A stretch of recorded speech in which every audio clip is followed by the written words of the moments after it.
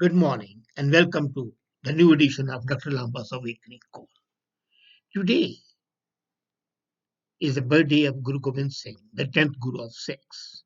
Nasro Mansoor Guru Gobind Singh, as the Mansoor Guru Gobind Singh, as a famous couplet goes, to honor this helper of the poor who helped himself through his own capability, and a man of myriad, multi-faceted personality, a great warrior, a great poet, a great lover of arts, and an originator of those ideas which continue to inspire humanity even today.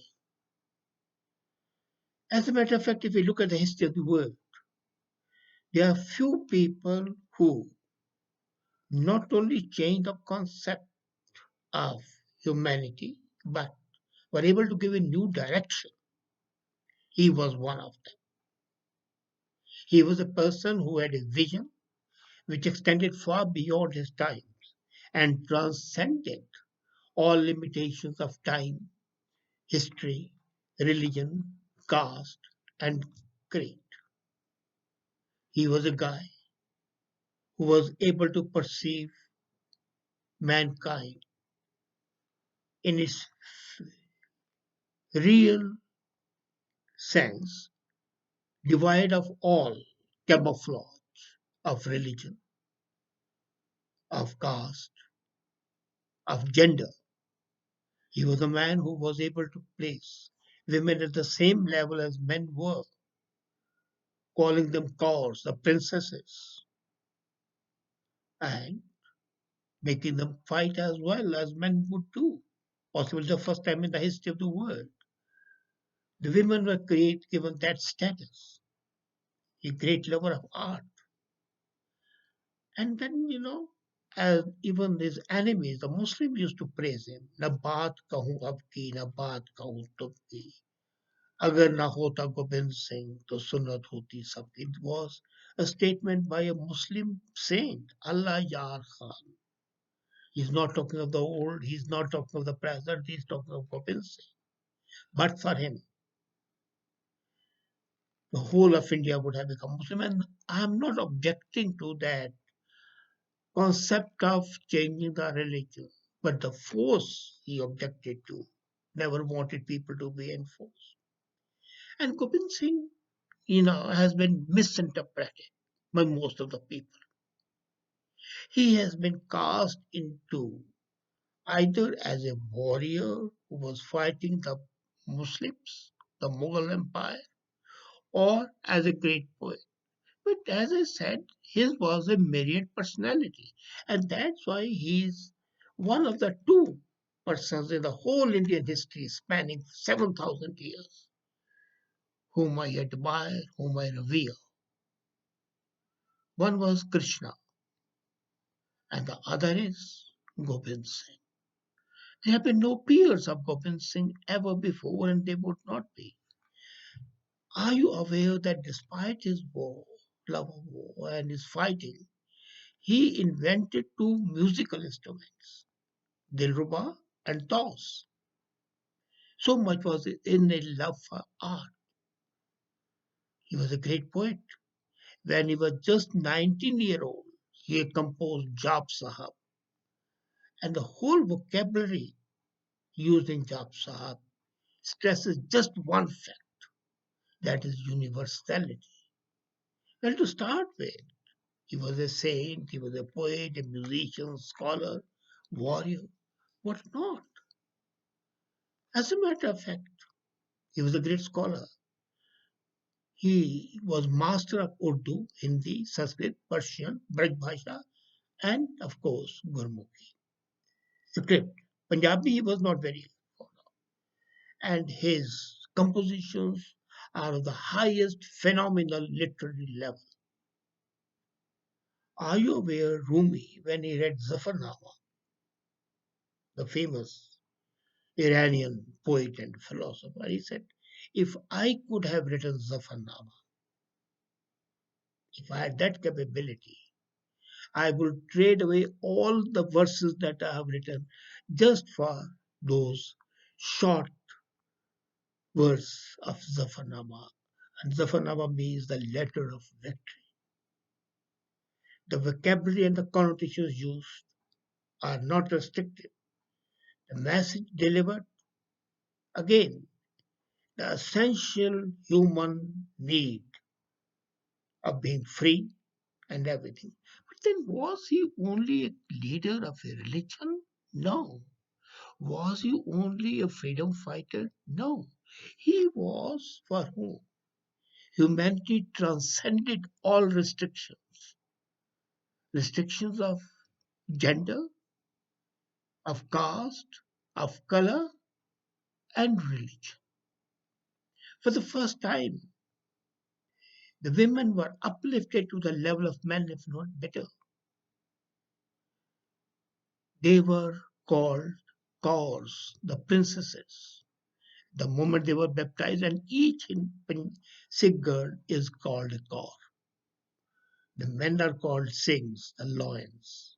The women are the princesses. And ladies like Mai Bhago, rare women like Jonafa, and they came up. Do you know? If we look at the whole work of it, he was looking much ahead than people of that time could. We praise Henry Duant for establishing Red Cross Society. But then the germ of this Red Cross was there in Gobind Singh. He had a disciple, Bhai Ganaiya. And when the war was raging, people were dying, crying with pain, blood soaked. He would go in the battlefield and give water. And the beauty is he would not give water only to the sick fallen soldiers, but also to the Muslim fallen. The Sikhs naturally complained to Gobind Singh that we fight, the soldiers fall down, and he goes and gives water and revives them, and we have to pour them again. Gobind Singh summoned him and said, "What are you doing? Why?" He says, "Sir, I do not give water to the Sikh soldiers or to the Muslims. I look at each of them as a reflection of you and I give water." Gobind Singh got up, embraced him, hugged him, called for salves, ointments, and said, "Okay, next time you go, don't just give water to them. Apply the medication to their wounds as well. Apply this salt to their blood soaked limbs so that they have some relief from the pain." And that is a concept of Red Cross. Give relief from pain, give water to sustain. And Gobind Singh did it way back before Henry Dewey had done it in the War of Lucerne. And he went to the War of Lucerne. He saw the bloodshed and he started giving help to both sides. And now it's a universal, a worldwide phenomenon, and we worship, welcome Red Cross. But have we ever thought that the roots were way back in those hills of Punjab, Chamkaur, where the real Red Cross principles were initiated and adopted? Gender issue we talked today, I've talked about that already. And then, as I said, he was not only a great poet, he had 52 poets in his court. Each one of them was a master in his own art. He himself was a great writer. Was he cut off from his roots? No. The whole Sikhism, the concept of Sikhism, is based on the Hindu culture. And the people who try to divide Hinduism and Sikhism forget that is say love-hate relationship they are trying to create is not valid because his culture roots he never ignored. In one of his great poems, Vichitarnata, translated into English, it will mean the wonderful drama. This is a great literary work in which Guru Gobind Singh includes description of the past events of his life, in which he mentioned that he was praying at in the Himalayas and the god appeared to him. And then he came. When he was rewriting Guru Granth Sahib, he said, Kirpa kari hum par jagmata, Granth kara puran subrata. That to the blessing of the Divine Mother, I have been able to complete the Guru Granth because the Sikh priests at that time, called Mahants, had refused to give him the original copy of Guru Granth, so he had dictated the whole of it again. And coming back to his connection with the roots, he wrote the Samgram, a 1,428 pages, and it's a personal eulogy of the great God. And if you read it, you will find that name of Durga occurs every 120 times along with Chandi, Bhavani, Chandika, Ambika, and many more. All the names of. And at the very onset of his epic poem, Chandi Diwar, the story of Chandi, he invokes the power of Adi Shakti, called Pratham Bhagavati. And even if the Sikh prayer, if you see, starts with invocation to the goddess Bhagavati, the power that it is. It's above all. He calls upon them and then the nine gurus for help and assistance.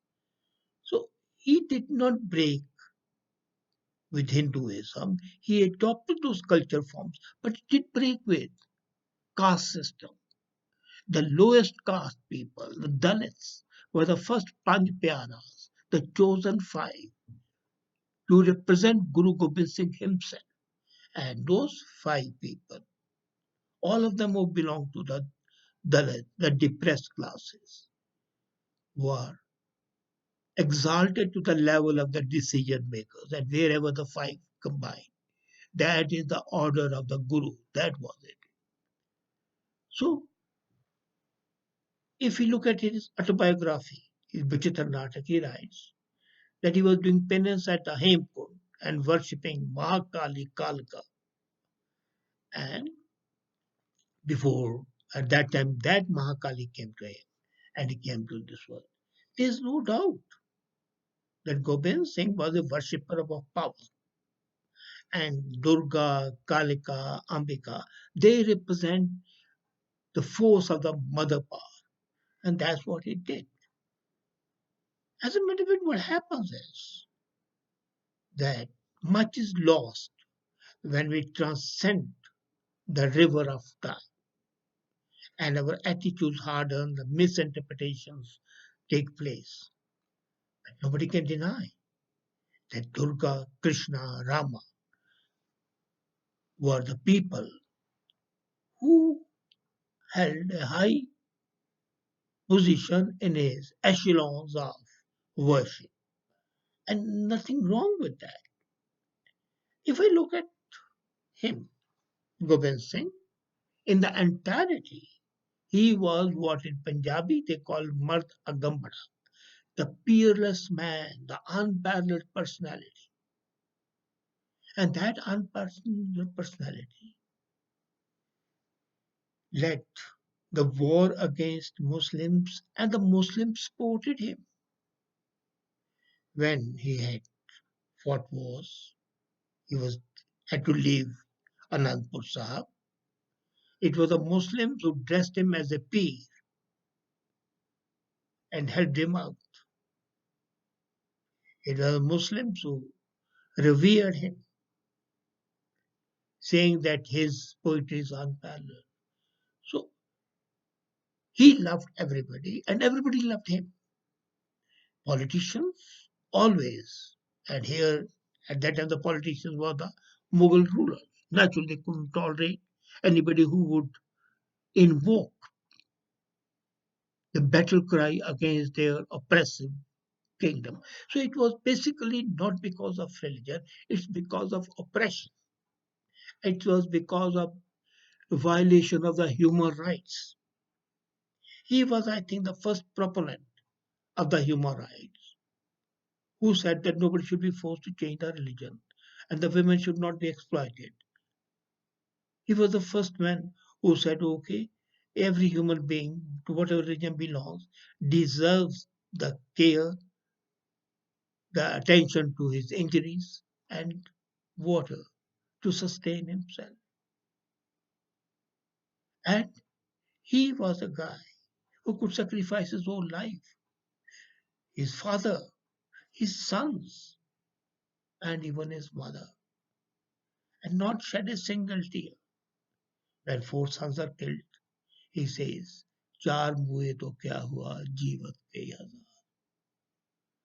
If four sons have died, thousands of people are alive who are my sons. This Catholicity, this humanism permeated Gobind Singh. So, a man who connects the hoary past of the Hindu culture with the future of humanism, the man who could forestall what we today call to be the height of humanity in the shape of Red Cross, gender equality, and everything, he had already practiced. We are talking only today, we are not practicing it, but he had practiced it at that time. And that alone makes him come up in the echelons of humanity as an example of a warrior. And incidentally, shall I tell you, there was something beautiful. As a warrior, he fought about 11 to 12 wars, and each one he was successful, except when he was betrayed. And he had exquisite arms. He was a great archer. He has his own set of arms, which even today, when we look at it, it is really, really amazing. In the article that I'm going to write on Gobind Singh, possibly today or tomorrow, you would find his multi-faceted personality was, is, and shall continue to be a lighthouse, a beacon light for the weary, for the tired, for the downtrodden, but for the lovers of humanity, for the aesthetes, for the lovers of literature, for the humanism, for the lovers of art. His greatness transcends all national boundaries or religious boundaries. Really, Gobind Singh is Nasro Mansoor, the peerless, the fearless, love inspiring, and a complete man, a man in the real sense of the term. And that man is exalted to the level of a God. If that role model is adopted, followed, not just read, not just talked about, that is a salvation of the humanity. Guru Gobind Singh was a man who, with his myriad personality, could inspire, is inspiring, and shall continue to inspire people, lead them from darkness to light. Verily, that man deserves all respect and all obeisance. Thank you.